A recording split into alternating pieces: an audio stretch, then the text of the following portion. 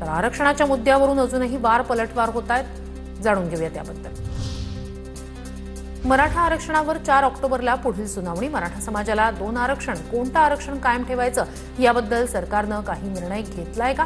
हायकोर्टाचा सवाल। तर शाळेच्या फी ऐकून न्यायमूर्तीही चकित।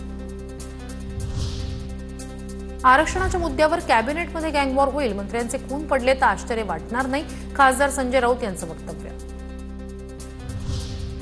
भरत कराड सरकारच्या चुकीच्या निर्णयाचा बळी, आत्महत्येला सरकारच जबाबदार, सोंग घेतलेल्या सरकारनं जीआरचा पुनर्विचार करावा, विजय वडेट्टीवार यांची प्रतिक्रिया।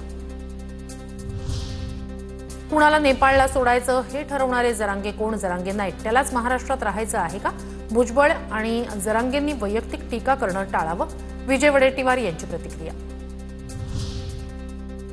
राज्यात अराजकता निर्माण होईल असं सांगणं माओवाद, जनसुरक्षा कायद्यांतर्गत भुजबळांवर कारवाई करणार का? संजय राऊतांचा सवाल। 10 ऑक्टोबरला नागपुरात निघणार विदर्भाचा ओबीसी मोर्चा, सकल ओबीसी समाजाकडून मोर्चाचं आयोजन। मराठा आंदोलकांवरील गुन्हे मागे घेण्यास विरोध नाही, मंत्री छगन भुजबळ यांची प्रतिक्रिया। तर हा नियम लावत शेतकरी, कष्टकरी आंदोलकांनाही मुक्त करा, भुजबळांची मागणी।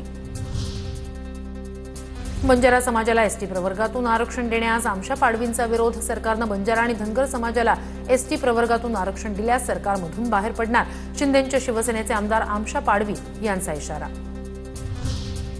धाराशिवच्या मुरुममधील बंजारा समाजातील तरुणाची गळफास घेत आत्महत्या, बंजारा समाजाला हैदराबाद गॅझेटनुसार आरक्षण देण्याची मागणी, तरुणानं आत्महत्येपूर्वी लिहिलेल्या सुसाईड नोटमध्ये उल्लेख।